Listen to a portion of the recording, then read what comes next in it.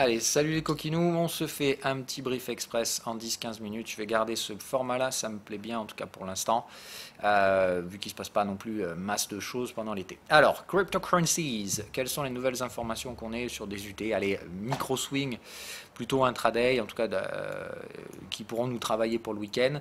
Donc on essaye toujours de choper une forme potentielle à ce range. Donc pour l'instant, les mouvements moteurs sont ceux-là, on le voit bien. Donc là, suivez le canal de tendance, je me fais pas chier à aller en 15 minutes, mais vous avez compris le principe. D'accord, donc on tape contexte, contexte, haussier, à chaque fois là on arrache, ok, là on s'est fait haussier, baissier, donc là je ne saurais pas trop dire ce que ça fait ce truc là, ça ressemble pas vraiment au genre de structure que j'ai l'habitude de côtoyer, donc là ce serait de dire, soit on se fait une deuxième vague de triangle, d'accord, un classique, on vient chercher là et derrière, voilà, on continue de mourir et j'attendrai que les contextes résistants horaires nous tapent pour essayer de chercher les petites ventes, d'accord, dans ce cas là formation d'un triangle un peu bizarre quoi. Deuxième option, c'est celle qu'on avait dit, celle-là, celle-là. Maintenant, on essaye de filtrer les informations. Moi, pour ma part, le fait que je vois bien une 5 vagues ici, c'est-à-dire une structure en 5 vagues ici, donc plutôt une structure impulsive, donc 5, d'accord. J'aurais plutôt la tendance à dire, voilà, ici, on se fait A, B, C, on vient chercher un peu sous la target et on se fait 1, 2, 3, 4, 5 et on essaierait peut-être de retaper un peu dans le gap, peut-être. Je sais pas, moi j'ai un peu de mal. Voilà. Sincèrement, je peux pas vous dire. Donc, pour l'instant, je vois pas de structure dans ce range. Donc, je vais exploiter au contraire les structures de range. C'est-à-dire que je pense qu'on a peu de chances d'aller chercher ça. En tout cas, pendant au moins 50 bougies, normalement, cette target nous bloque les prix. D'accord. Donc, je me dis, est-ce que par là, du coup, alors qu'on est sur un canal de tendance, donc contexte 15 minutes, est-ce qu'il n'est pas possible d'essayer de faire un petit truc en 15 minutes? Je dirais à vous de voir, mais ce matin, je dirais qu'un contexte 15 minutes, c'est pas complètement débile. Soit si les prix se rapprochent de cette zone, c'est-à-dire des, je vais vous donner le prix, soit ça se rapproche des 9480. Rappelez-vous qu'à 9005, il y a un gros putain d'ordre à venir exécuter dans le carnet. Donc, est-ce qu'on va pas y aller? Pourquoi pas? Voilà, enfin, tout est possible.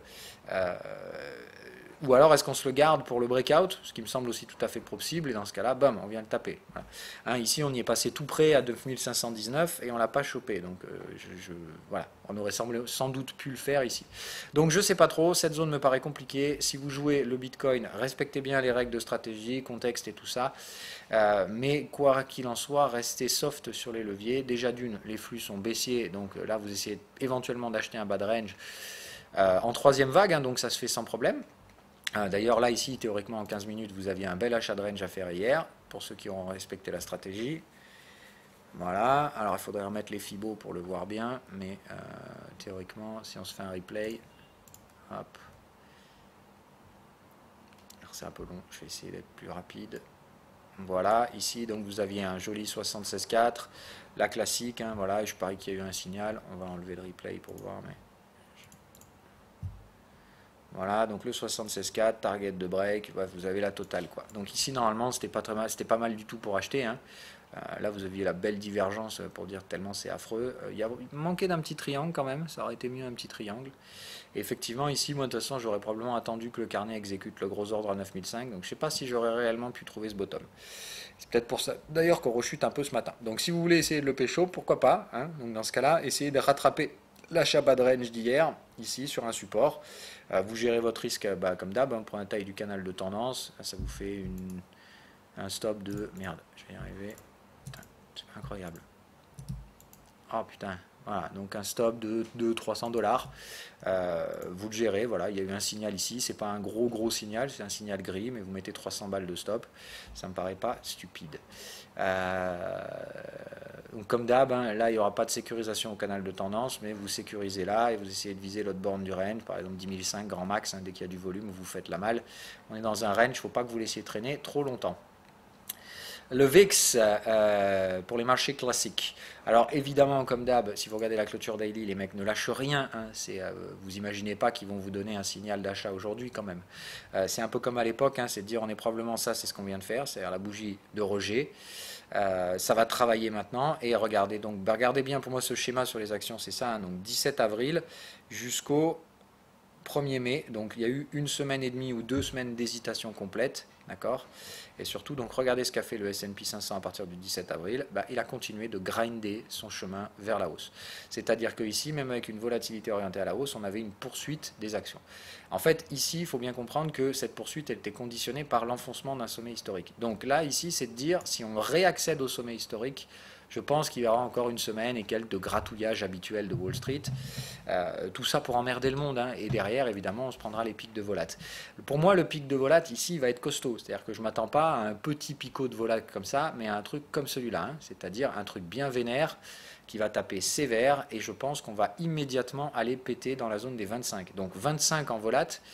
Ça commence déjà à devenir sympatoche. Hein. Voilà, ça vous ramène un peu à ce qu'on avait vécu octobre 2018. Normalement, ça commence à vous rapporter. Voilà, c'est un peu ce genre de truc hein, qui nous attend, je pense. Donc, un gros spike, direction 20-25, ça va réveiller les morts, ça je peux vous le dire. Et évidemment, si ici on a le changement de paradigme de la Fed, voilà. Est-ce que le marché ne va pas le faire avant la Fed? Je ne serais pas surpris. Franchement, ça ne me surprendrait pas. J'ai même envie de dire que ce serait le message envoyé, en gros, attention Jérôme, si tu ne délivres pas, on va cracher. Tu vois. Donc j'ai plutôt envie de dire, c'est ça la thématique à mon avis, c'est de dire on risque de jouer Powell assez bas. Et je commence même à me demander si on ne va pas aller chercher Powell. Peut-être pas ici, ça fait quand même loin, mais je dirais ici, voilà, un 29-28, on lui met une grosse pichenette, on vient rechercher l'ancien sommet ici, et on travaille là et on lui fait bien comprendre que s'il ne délivre pas, c'est beaucoup plus bas, et qu'en plus bas, il n'y a pas de support, et ainsi de suite. Voilà, donc pression sur la Fed, ça me semblerait tout à fait jouable, c'est la typique de Wall Street. Hein. Maintenant, attention, voilà, il y a aussi le truc de dire, on préfère espérer for the best, et tout va bien. Bref, moi ça me semble compliqué encore une fois de jouer ces trucs-là. La semaine prochaine c'est mercredi et ça va être the big event. Autrement dit, pour moi c'est soit le changement de paradigme, ça s'est fait sur la BCE. Là, je pense que les gens commencent à bien comprendre que la BCE c'est pas non plus le soutien des marchés, mais que c'est le soutien de l'économie. Et c'était important que ça commence à être fait. Hein. C'est-à-dire que Mario Draghi a bien fait comprendre que son mandat c'était l'inflation, pas de soutenir les marchés. Et ça plaît pas au marché. Mais il serait peut-être temps que Jerome Powell fasse la même chose. Son job c'est pas de faire monter les marchés. Hein. Voilà. Donc il serait peut-être temps que Powell fasse comprendre qu'ils ne font pas de baisse de taux tant qu'il n'y a pas, de raison de le faire. Et alors là, je vais autant vous dire que si Powell ne délivre pas une baisse de taux alors que le marché en a attendu une de sûre, voire deux, là c'est direct la sanction de marché. Donc est-ce que le marché ne va pas essayer d'envoyer un message d'abord pour bien faire comprendre que s'il ne délivre pas, ça va chier? C'est pas impossible. Bref, donc moi je reste vendeur. Je pense que de toute façon un signal baissier arrive en daily dans pas longtemps, donc clairement pas longtemps. Maintenant, on peut continuer à grappiller un peu, chercher la divergence, hein, c'est-à-dire essayer d'aller chercher un peu plus haut jusqu'à Powell. Et évidemment, Powell sera le game changer de cette partie. Ce qui m'intéresse, moi, c'est qu'en horaire, on commence enfin à montrer des signaux de fatigue. J'avais peur, hein, rappelez-vous ce qu'on avait vu. Je vous remets en contexte horaire. Voilà, on avait vu ce truc-là. Je vous avais dit, pour moi, ça, c'est pas viable. Je vais le supprimer. Ce sera filtré dans les prochaines mises à jour du prix des algos de framework. Et là, voilà, ce que j'aime bien, c'est que hier, vous voyez, quand on était là, je me suis dit, oh putain, ils vont pas quand même encore nous faire les clôtures en haut des contextes. Vous voyez, là, ça clôture tout en haut du contexte. Donc forcément, le jour suivant, on continue d'arracher. Hein, c'est la grande classique. Et là, c'est de se dire, boum, là, on prend la clôture en bas, ça marque les esprits. Petit pullback aujourd'hui. Je pense qu'on peut aller un peu plus haut, je vais vous expliquer ça. Mais une fois que c'est fait, derrière, je pense que c'est direction contexte support. Et là, sans aucun problème, je pense qu'on peut gérer son risque. Hein. Donc, si vous voulez y aller avec un stop large, pourquoi pas.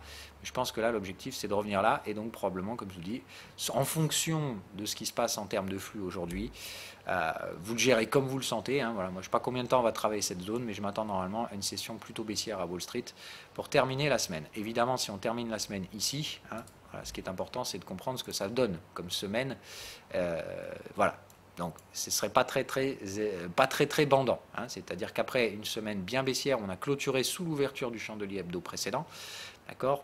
On essaie de casser le plus haut grâce à la BCE, ça rejette, et on revient clôturer en bas, alors qu'on a cassé le plus bas également. C'est-à-dire que là, ce qu'on a, c'est une engulfing qui casse les deux bornes. Alors, c'est ni bullish ni bearish engulfing, ce qu'on appelle juste une engulfing. Là, on casse plus haut, plus bas. Donc là, c'est de dire, la clôture donnera plus ou moins le tempo, mais on n'a aucun signal, aucun tempo. Alors par contre, hebdomadaire, surachat, et je vous dis, là, dès qu'on baisse, c'est un signal de vente hebdo. Donc, voilà, Powell, Je pense qu'il est bien conscient que ce qu'il va faire de mercredi, ça va changer la donne en hebdo. Maintenant, la question, c'est est-ce qu'il va supporter les marchés ou est-ce qu'il va supporter l'économie? L'économie, objectivement, commence à se raffermir. Je ne vois pas pourquoi il baisserait les taux. Maintenant, s'il le fait, c'est parce que Trump a envie, parce que les investisseurs lui demandent de l'argent. Et voilà. Donc, on va voir. Moi, je pense que ce n'est pas nécessaire qu'il le fasse. Et s'il ne le fait pas, ça va clairement déplaire.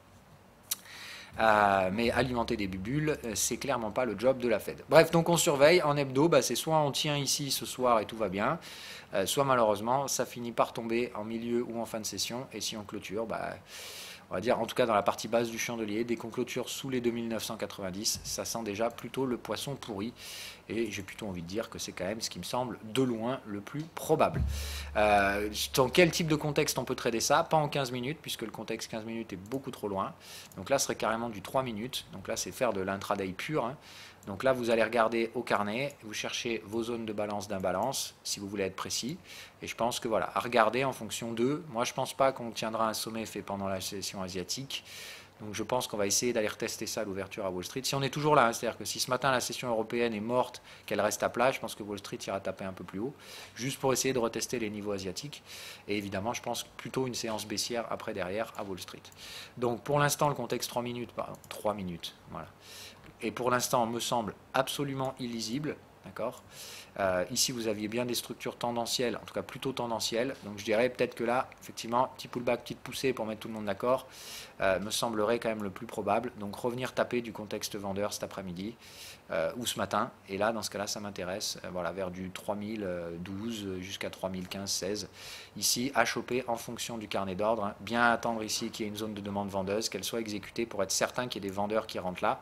Derrière, vous gérez le risque, comme d'hab, hein, ici. Moi, je pense que je gérerai mon risque sur le canal de contexte. Hop, ici, prise de profit, paye son stop loss. Et derrière, je laisse filer en fin de semaine et overweek, bien entendu. L'USD Yen hier a traversé complètement la zone de vente, donc je préfère pas m'y attaquer pour l'instant. Vous avez donné cette zone-là à surveiller de manière très active. Pour l'instant, c'est pas le cas. Limite ça. Donc pour l'instant, ça n'a pas réagi. Donc je mets deux alertes, une sur le sommet, une sous les creux précédents pour savoir à quel type de structure on peut avoir affaire. Puisque pour l'instant, donc c'est du range, d'accord. On voit bien ici clairement le mouvement baissier. Alors c'est pas ultra bear parce qu'il y a quand même eu des tentatives de rebond, hein, comme d'hab, le dollar US, too strong. On va pas quand même le faire chuter si vite, mais bon là on voit bien quand même les phases où ça a bien breaké, les cassures des contextes et compagnie. Donc là je pense qu'on fait des pullbacks. On a déjà fait 38%, hein, ce qui veut dire que si on fait un triangle ici, ça ne me fera pas surprise. Bien au contraire. Si on veut taper un peu plus loin, ce sera probablement Fibo 50 sur une structure classique des héliotistes, c'est-à-dire tac, tac, on rebaisse un petit coup ici et on remet une deuxième poussée pour venir ouvrir le 50. En gros, on continue d'essayer de pullbacker sur cette putain de ligne de tendance et on s'y attaque derrière. Maintenant, pourquoi on irait retracer 50% du mouvement alors que voilà, maintenant tout le monde est plus ou moins d'accord pour dire que le dollar est carrément surévalué, mais on attend la Fed. Voilà. Donc, est-ce que la Fed va essayer de nous pousser par là sur le dollar? Je ne sais pas. Est-ce qu'au contraire, on va chuter avant? Je ne sais pas non plus. C'est du pullback typique, hein, donc c'est-à-dire ça, ce trade-là, il était très bon. Vous pouviez le prendre sans aucun problème. C'était open bar hein, de vendre ça. Maintenant, bon bah voilà. Est-ce que là, on va former un triangle? Voilà. Bref, ce qui m'intéresse, c'est qu'on mature. On aurait tout à fait pu ici faire l'excès final, c'est-à-dire aller chercher plus bas. Ça ne l'a pas fait. Donc pour l'instant, ça nécessite des ranges et des consolidations approfondies. Typiquement, le marché attend la Fed, vous avez compris. Donc le paradigme est toujours là et en place et n'a pas encore fait son job. L'euro-dollar, lui, s'est offert un nouveau plus bas juste pour aller chasser les glands qui étaient assez cons pour mettre des stop-loss là-dessous. Moi, évidemment, c'est pas mon cas. Hein. Je n'ai pas déclenché les stop-loss juste sur les mèches. Hein. Je ne suis pas stupide.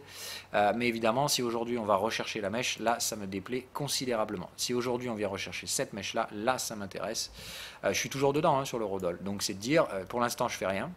On va déborder cette zone. Tant qu'on la reprend pas en tant que support, je fais rien. D'accord. Moi, je veux qu'on revienne tester cette zone médiane là. On la voit bien. Hein, cette zone, c'est là où la polarité se met en place. En gros, là, c'est quand même le dollar, c'est super fat comme devise et l'euro, c'est tout pourri. Et là, c'est oh putain, le dollar, c'est quand même vachement surévalué. Il risque de se prendre une grosse tarte. Voilà. Donc moi, je veux attendre le moment où on a peur pour le dollar plus qu'on a peur pour l'euro. Et quand on sera dans cette phase-là, je pense que cette fois, avec quand même un triple putain de bottom, on va réussir à franchir cette putain de résistance. Maintenant, pour l'instant, bah voilà. Tant qu'on n'y est pas, on n'y est pas. Je surveille toujours d'un point de vue technique le support daily, c'est-à-dire tant qu'on reste au-dessus de ce truc-là, pour moi ça va. Même si on a tenté la mèche, hein, voilà. Tant qu'on réintègre pas cette structure de biseau dont on est sorti, c'est quand même un biseau dans lequel on a passé putain de 3 trimestres, quoi. Donc je veux dire, on sort du biseau par le haut, clôture bien, hein, qu'on s'amuse à faire le pullback et à chercher quelques glands, ça ne me surprend pas spécialement. Mais là, dès qu'on retrouve un mouvement haussier, il n'y aura clairement pas la moindre résistance ici et je ne ferai pas de gestion du risque à 1,15. Je pense qu'on les franchira en ligne droite. Voilà. C'est tout. Donc le dollar, bah, ça dépend de la Fed, vous avez bien compris. Les résultats d'entreprise, donc Google, c'est ultra fat, je crois qu'il rouvre à 12,35 aujourd'hui ou un truc comme ça. Je sais plus, ben, c'est plutôt fat. Donc, qu'est-ce que j'en fais de ce truc? J'ai pas d'informations techniques, donc je fais rien. Voilà. Je pense qu'on repartira pas au-dessus du double top. Je pense que ça reste le sommet de marché. Hein, je pense que ça s'arrêtera comme ça. Ou alors ça remet une dernière vague bien parabolique, voilà. Bon, bref, je sais pas. Pour moi, ça dépend plutôt de l'effet. Est-ce que les autres GAFA se pètent la gueule ou pas? Voilà. Si ça se pète pas la gueule, Google peut avoir un joli potentiel haussier. Si ça se pète la gueule, elle tombera comme ses pètes, comme ses potes, et point barre. Microsoft, c'est la même chose. Hein. Ça, dès que ça tombe, je revends. Donc pour l'instant, ça, je surveille. Mais voilà, TP. Complètement arrachage de surachat, c'est normal, hein, ça c'est un contexte de bulle, donc les indicateurs ne sont pas faits pour détecter les bulles. Donc là c'est moi qui vous guide sur ce truc là et je vous ai dit ça, tant qu'on n'a pas un avalement baissier bien clôturé, bien propre, je fais rien. Tant qu'on reste par contre à travailler cette zone de target, je cherche clairement des ventes, d'accord? Tant qu'on ne déborde pas la target et tant qu'elle n'est pas mature, c'est-à-dire tant qu'elle n'a pas fait 50 bougies, on en est encore très très loin, je ne chercherai que des ventes sur Microsoft. Par contre, je les surveille et je les trade très très très prudemment. Okay, pour l'instant, ça continue de casser des résistances. Je vous montre, voilà, dès qu'on forme une résistance, le marché fait tout pour venir la casser. Donc on va voir comment ça réagit aujourd'hui. Là, c'est tentative, ça n'a pas passé. Si là, ça revient chercher les supports et que cette fois, on se met à casser un support, là, vous l'aurez l'avalement baissier hebdo sans aucun problème. Okay, donc moi, ces sorties baissières de cette structure, c'est là où je me dis, ok, les mecs payent plus, ça commence à vendre, enfin, ça va commencer à initier des mouvements vendeurs, en tout cas des ranges, hein, je pense que c'est des trucs comme ça qu'on va avoir. Mais ici, on a un risque d'effondrement spéculatif. Donc, c'est de dire, normalement, dès qu'il y a un avalement baissier hebdo, on short, on met le stop au-dessus et on ne cherche pas trop à calculer. On attend que le trade derrière soit validé, confirmé pour mettre des renforts, mais on prend un premier trade pour être dedans et comme ça, il n'y a pas besoin de courir après les prix. Facebook, ça a tenté, hein, ça a tenté de me choper le stop, mais je ne l'ai clairement pas déclenché et qu'ils aillent se faire foutre. Je pense que c'est bon, hein, donc ils tentent, même chose. Ça, à mon avis, ça sent mauvais, même si les résultats sont bons. Je pense que c'est retour bas de range, et là, ça fait quand même un joli petit mouvement bear. Hein. Je ne vais pas vous cacher le machin. Alors, les 10 minutes aujourd'hui, c'est mort, hein, mais voilà, donc 28% de baisse, je pense, sur Facebook. Et c'est juste de la neutralité, hein, encore une fois, c'est pas pénaliser la valeur que de la ramener là. Hein. C'est juste la ramener sur des valeurs un peu plus normales, et ça lui fait quand même 30% de décote. Nvidia, bah, ça va saigner, hein, ça, je pense qu'il n'y a pas de... Voilà, ça va pisser le sang, donc c'est de dire, bah là, dead cat bounce qui va même pas casser le précédent plus haut, on va faire un dead cat bounce en mode triangle, ça se sent très très mauvais pour Nvidia. Bon, de toute façon, si je me fais stopper, je reprendrai plus haut, hein. Mais là, sans problème, je pense que Nvidia, ça va pisser le sang comme le reste. Le momentum est carrément revenu chercher ici, donc voilà, bon, je pense que c'est juste bear et point barre. En tout cas, pour l'instant, je reste là-dedans. Netflix, sans commentaire. Ils peuvent tenter d'essayer de sauver la mule, mais à mon avis, ça va pas durer bien longtemps, leur connerie. Pareil, hein, donc là, ça sent le truc où le gap est tellement énorme qu'il y en a beaucoup qui se disent, mais non, mais on va forcément le clôturer. Mais pourquoi? Pourquoi on clôturer le gap déjà? Il y a une raison qui permet de clôturer. Netflix, le pire est devant. Hein, donc pour moi, c'est 150 $ de target et je vois difficilement comment je ferai autrement. Boeing, même chose, hein, ça rechute, ça pue la merde pour Wall Street quand même, hein, c'est de dire là, bah pareil, prochaine zone de target, c'est 30% plus bas. Donc voilà, il faut que la Fed sauve tout ce merdier, il faut qu'on invalide la plupart des mouvements baissiers initiés sur les valeurs comme Tesla, Netflix, Boeing, tout ça, il faut que ça valide. Il faut surtout pas que des valeurs comme Apple et Facebook valident des retournements vendeurs, sinon c'est la même merde. Bref, voilà, vous avez compris, donc tout tient à pas grand chose. Les résultats d'Amazon, bon bah voilà, c'est pas non plus suprabondant, donc pourquoi on ferait pas un double top là aussi, ça ne me surprendrait pas. Hein. Alors c'est assez rare de faire des fins de tendance, des fins de structure haussière en double top, mais pourquoi pas. Après tout, je me demande déjà pourquoi on est revenu chercher les résistances, hein, mais bon. Voilà. Allez, on va s'arrêter là pour aujourd'hui. Donc toujours pareil, hein, Gold, Silver, je vois aucune raison à ce que ça s'inverse. Je surveille surtout aujourd'hui donc l'euro GBP, pardon, GBP USD et euro dollar. Je veux surtout voir voilà, comment DXY réagit sur cette semaine. Pour l'instant, c'est une semaine en avalement haussier. Je pense qu'on va tout simplement invalider tout ça pour revenir clôturer une fois de plus à l'équilibre. Et c'est la semaine prochaine, donc capital, qui va soit amener le dollar ici. Donc la semaine prochaine, c'est tendance sur le dollar, hein, ça c'est clair. Donc c'est soit effectivement, ils invalident tout, on va chercher beaucoup plus haut, chercher le canal de tendance ici, DXY à 100. Soit tout simplement, là on revient à la neutralité. La semaine prochaine, c'est baissier pour le dollar et c'est direction le support. Voilà. Donc là, quoi qu'il arrive, c'est des mouvements majeurs sur le Forex la semaine prochaine. Quoi qu'il arrive, le changement de paradigme, à mon avis, sera là. Que Powell délivre ou non, je pense qu'on arrive au bout en fait de ce qu'on peut supporter dans l'attente toujours perpétuelle des soutiens monétaires centraux. Donc quoi qu'il arrive, je pense qu'on va avoir des tendances qui vont se mettre en place d'ici la semaine prochaine. Et ça m'étonnerait qu'on arrive à repousser à septembre. Voilà.